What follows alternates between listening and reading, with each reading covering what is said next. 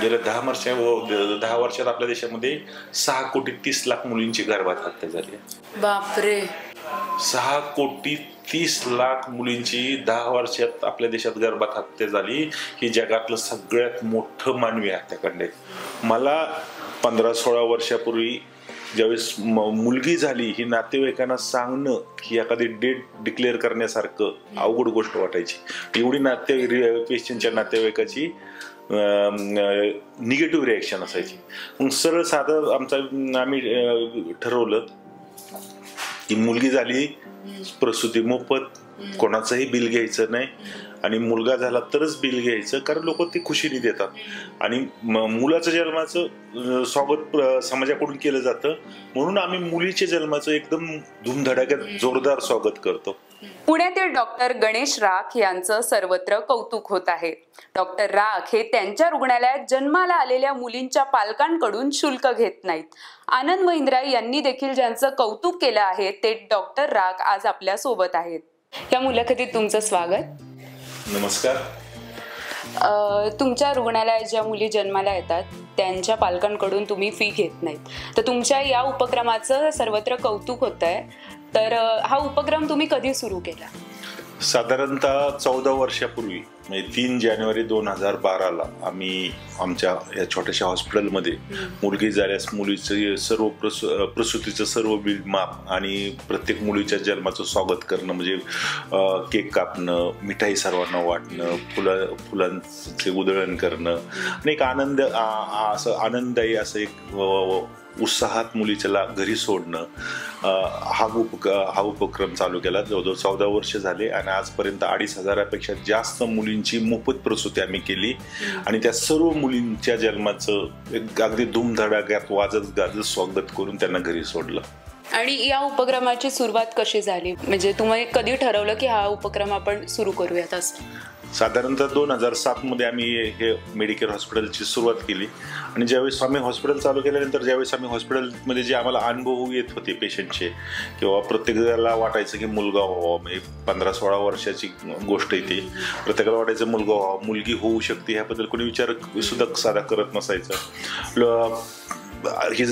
मुलगा झाल्यानंतर कुटुंबातली सगळी लोक खुश व्हायची, खुशीने हॉस्पिटलचे बिल द्यायचे, मिठाई द्यायची. पण हीच फॅमिली त्यावेळेस मुलगी व्हायची त्यावेळेस बऱ्याच वेळा पेशंटला भेटायलाही येत नसायचे.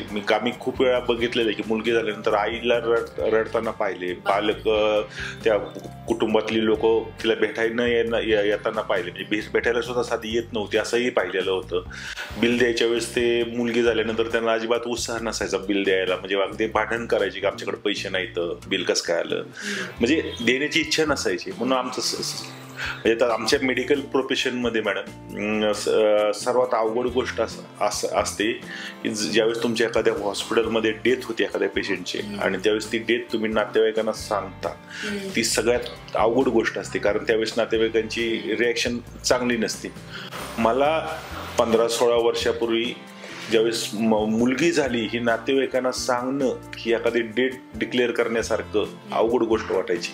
एवढी पेशंटच्या नातेवाईकाची निगेटिव्ह रिॲक्शन असायची. मग सरळ साधं आम्ही ठरवलं की मुलगी झाली प्रसूती मोफत, कोणाचंही बिल घ्यायचं नाही आणि मुलगा झाला तरच बिल घ्यायचं, कारण लोक ते खुशीने देतात आणि मुलाचं जन्माचं स्वागत समाजाकडून केलं जातं. म्हणून आम्ही मुलीच्या जन्माचं एकदम धूमधडाक्यात जोरदार स्वागत करतो. आनंद महिंद्रा यांनी देखील तुमचं कौतुक केलेलं आहे. त्यांनी सोशल मीडियावर पोस्ट शेअर करून तुमचं कौतुक केलं. जेव्हा तुम्ही आनंद महिंद्रा यांची पोस्ट पाहिली तेव्हा तुमची पहिली रिॲक्शन काय होती?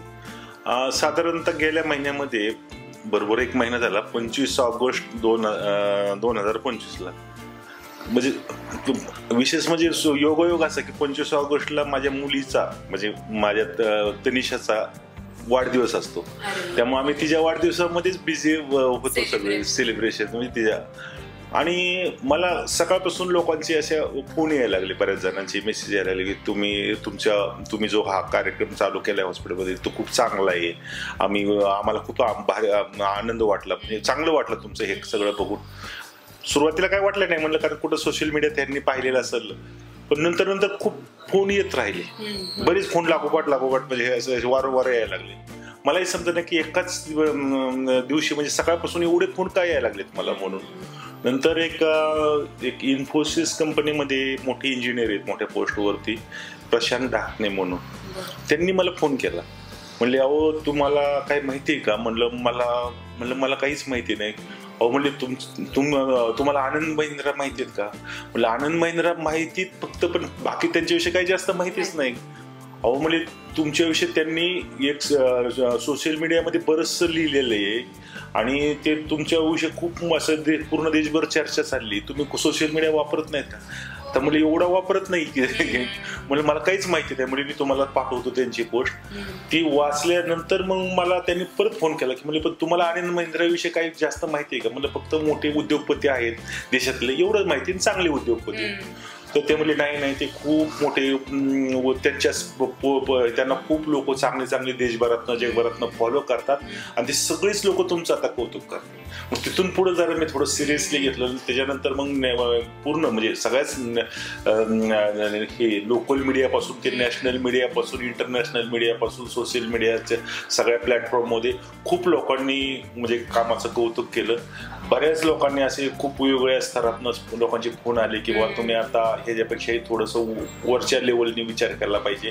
तुमचं हॉस्पिटल आता चांगलं सुविधा देते मुलींसाठी, पण तुम्ही असा का विचार करत नाही की एक मोठं सुपर स्पेशालिटी हॉस्पिटल सगळ्यांच्या साथीने उभा करायचं आणि जे महिलांसाठी पूर्णपणे मोफत राहील. मला पण त्या सर्व लोकांचं हे ऐकून बरं चांगलं वाटलं. विचार करायला काय हरकत नाही. प्रत्यक्षात होईल किंवा नाही होईल माहिती नाही, पण त्याबद्दल विचार करायला मी सर्वांना मला नक्कीच विचार करेन त्या दिशेने. आणि बघू पुढे भविष्यात कसं सगळं काय करता येईल. प्रत्येक व्यक्तीच्या आयुष्यात पालकांची साथ ही खूप महत्वाची असते. तर तुमच्या कार्यामध्ये तुम्हाला तुमच्या पालकांची साथ कशी मिळाली? माझ्या बाबतीत सगळं पालकांचा खूप टर्निंग पॉईंट भेटला माझ्या लाईफमध्ये. म्हणजे तसं पाहिलं तर म्हणजे मला शिक्षणात काही आवड नव्हती. मी कुस्ती खेळायचो आणि मला कुस्तीमध्येच करिअर करायचं होतं. मला पहिलवान व्हायचं होतं, रेस्लिंगमध्ये इंटरेस्ट होता. पण ह्या गोष्टीला माझ्या आईचा खूप मोठा विरोध होता. माझी आई अशिक्षित आहे, म्हणजे वडीलही अशिक्षित आहे आणि आई अशिक्षित आहे. तर आई नेहमी मला म्हणायची की बाबा तू आता कुस्ती खेळतोस आणि पुढे तुझं भविष्य काय होणार आहे? तू आता कुस्ती खेळतोस आणि घरातलं सगळं जेवण एकटाच खातोस, बाकीच्याला काही शिल्लकही ठेवत नाही. बरं दुसरी गोष्ट अशी की तू आता कुस्ती खेळशील आणि पुढं भविष्यामध्ये वडिलांच्या जागेवर जाऊन हमाली करशील. माझे वडील गुलटेकडी मार्केट यार्डमध्ये हमालीचं काम धान्य बाजारामध्ये करायचे. 100 किलोची पोती त्यांना उचलायला लागायची आणि एवढं कष्टाचं काम तुला तेच करायला लागणार आहे, दुसरं काय करणार, कुस्तीमध्ये तुला करिअर नाहीच आहे काय असं तिला वाटायचं. आणि तरी पण मी ऐकत नव्हतं आईचं. मग साधारणतः बघा माझी 7वीची एक्झाम झाली. मी साधारणतः 1988 मध्ये 7वीची वार्षिक एक्झाम झाल्यानंतर तिने मला जे 2 महिन्याच्या सुट्ट्या असतात त्या सुट्ट्यांमध्ये वडिलांबरोबर मला गुलटेकडीला हमाली करायला पाठवलं. म्हणजे जा म्हणले आपली काय परिस्थिती खूप वाईट आहे, तेवढे 2 पैशाचा आधार भेटत, तू आता वडिलांबरोबर जात जा कामाला. गुलटेकडी मार्केटमध्ये ज्यावेळेस धान्य बाजारात हमालांचं जीवन मी प्रत्यक्ष स्वतः अनुभवलं म्हणजे मला पण करावं लागलं काम. त्यावेळेस एक मनामध्ये भीती निर्माण झाली हमालीची. म्हणजे एप्रिल महिन्यातला कडक उन्हाळा असतो, 100 किलोची पोती उचलायला लागतात आणि त्यांना चप्पल पण घालता येत नाही, कारण ते धान्य बाजारामध्ये धान्य खाली सांडलेलं असतं तर पाय सटकतो ना चप्पल घातल्यानंतर. मग ती भीती असते, कारण वरती 100 किलोचं पोतं खाली पायात चप्पल म्हणलं त्यांना पायात चप्पल न घालता ते पोती उचलायची, त्या गाडीमध्ये ट्रकमध्ये टाकायची, तिथनं उचलायची, परत दुकानात टाकायची, परत रोडवरती ते त्यावेळेस सगळं डांबर वितळलेलं. मग ती 2 महिन्यातली ते मी काम स्वतः केलं वडिलांबरोबर, ती प्रत्यक्ष परिस्थिती अनुभवली. मग मी जेमनीवरती आलो खरं. मग त्याच्यानंतर मी तालमी कुस्ती तर सोडून द्या, तालमीकडे जाताना सुद्धा बघत नव्हतो.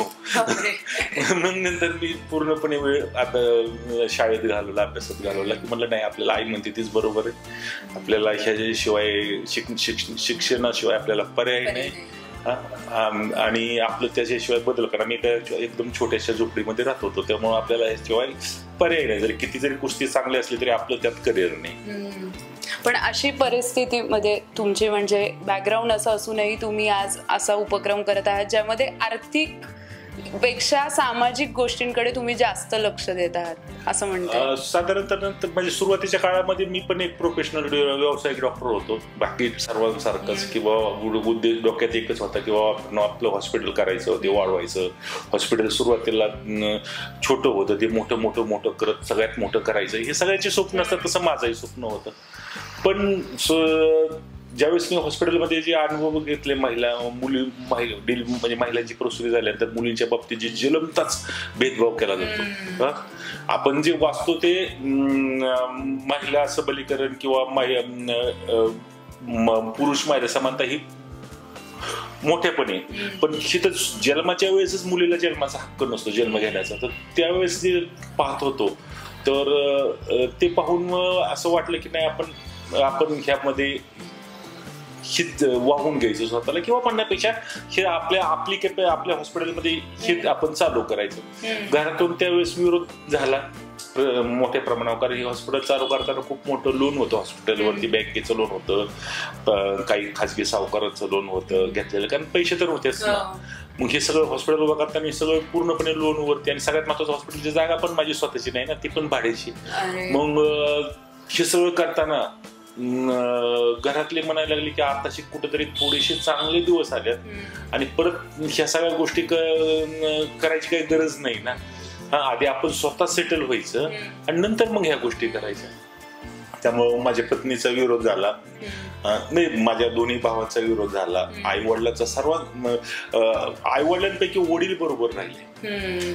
आई पण प्रॅक्टिकल होती, माझी आई कायमस्वरूपी अशी प्रॅक्टिकल राहिलेली. त्यामुळे आई पण म्हणली की ह्याच्यामध्ये काही पडू नको, तुला करायचंय ना तर तुझी मुलं ही सगळी मोठी झाली, सेटल झाल्यावरती तू कर. पण वडील मात्र म्हणले की नाही, तू खूप चांगलं काम करतोय, तुला पैशाची गरज पडली तर मी ह्या वयात सुद्धा पुन्हा हमाली करेन. आणि वडील माझे वयस्कर झाले, तर पण ते वडिलांच्या त्या शब्दामुळे मला खूप मोठी एनर्जी आली. आणि नंतर मग माझ्या घरातले सगळे मला साथ द्यायला लागली. सुरुवातीला हॉस्पिटल्स मला स्टाफ पण ह्या गोष्टीला विरोध करत होता, त्यांचं पण बरोबर आहे, वेळेवर पगार होणार नाही, इन्क्रिमेंट होणार नाही, पण ते पण नंतर सगळे एकदम म्हणतात ना की सगळे मला साथ, घरातले पूर्ण साथ देतात. हॉस्पिटलमधले तर माझे जे नर्सिंग स्टाफ, डॉक्टर स्टाफ आहे, बाकी सर्व हाऊसकीपिंग स्टाफ, तो तर ज्यावेळेस मुलीच्या जन्माचं स्वागत असतं तर ते तर त्यांच्या फॅमिलीमधलं फंक्शन असल्यासारखे त्या दिवशी काम करतात. म्हणजे एवढ्या आनंदाने ते मुलीच्या जन्माचं उत्सव ते भरवतात. आता किती वर्ष झालं तुम्ही मेडिकल क्षेत्रात काम करत आहात? मी जवळजवळ मेडिकल क्षेत्रात जवळजवळ 25 वर्षे काम करतोय, पण गेली 14 वर्षे मी पूर्ण वेळ या बेटी बचाव मोहिमेमध्ये काम. तर मी या दरम्यान एखादा असा कोणता अनुभव आहे जो कायम तुमच्या लक्षात राहील? असे तर रोजच म्हणजे मला ह्या बेटी बचाव चळवळीमुळं मला पूर्ण देश विदेशात खूप फिरण्यात आलं. खूप ठिकाणी जनजागृतीचे कार्यक्रम आम्ही घेतले, प्रत्येक राज्यात घेतले, बाहेर घेतले, खूप अनुभव आले. पण बाहेरच्या अनुभवापेक्षा मला मी माझ्या स्वतःच्या हितलाच अनुभव सांगतो. साधारणतः एक सुरुवातीच्या पिरियडमध्ये 12-13 वर्षाच्या पिरियडमध्ये एक असंच ह्या माझ्या हॉस्पिटलच्या परिसरामध्ये सगळी अशी बांधकाम कामं चाललेत. मोठमोठ्या आमनोरासारख्या मोठमोठ्या सिटी, नगरपट्टा आमनोरासारख्या उभा राहिल्या होत्या आणि ते कामं चालली होती त्यांची. त्यामुळे बांधकाम मजूर बरेच होते त्या ठिकाणी. असंच मी असं हॉस्पिटलमध्ये असताना ती एक जण आला कामगार, तर तो म्हणला की डॉक्टर साहेब मला जरा थोडीशी अडचण आहे, मला मदत पाहिजे होती तुमची. म्हणलं काय रे, काय पाहिजे माझे असं? तर म्हणला की माझी बाई खूप प्रेग्नंट आहे, ती आता तिला अर्जंट सिझर सांगितलंय दुसऱ्या हॉस्पिटलमध्ये.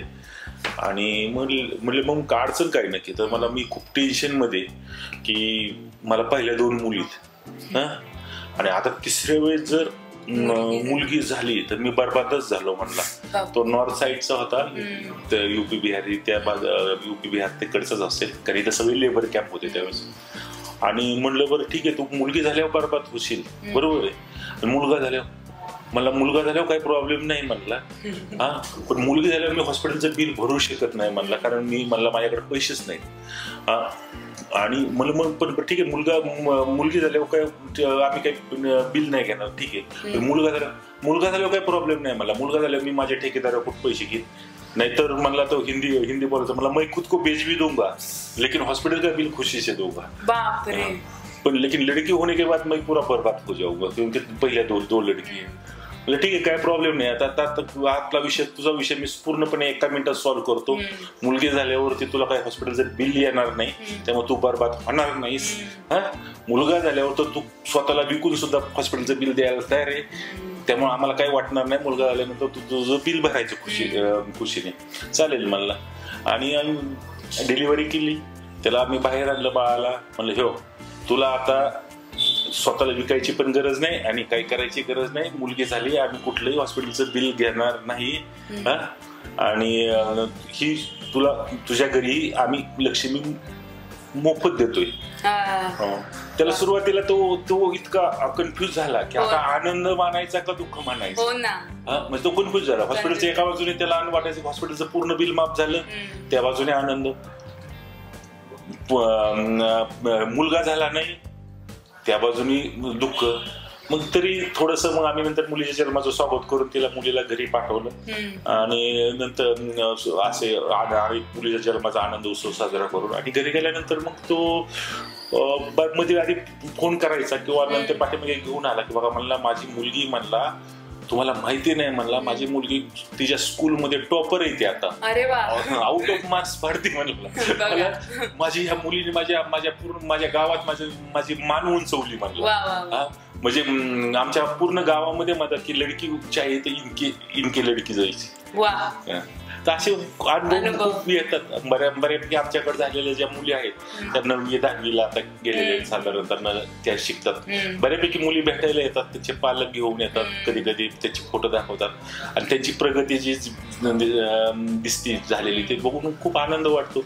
आनंदाची बाब एवढी वाटते की मला वाटतं की दुसऱ्या बाजून जर आपण विचार केला तर सगळ्यात जास्त मुली असणारा पालक देशात मीच आहे.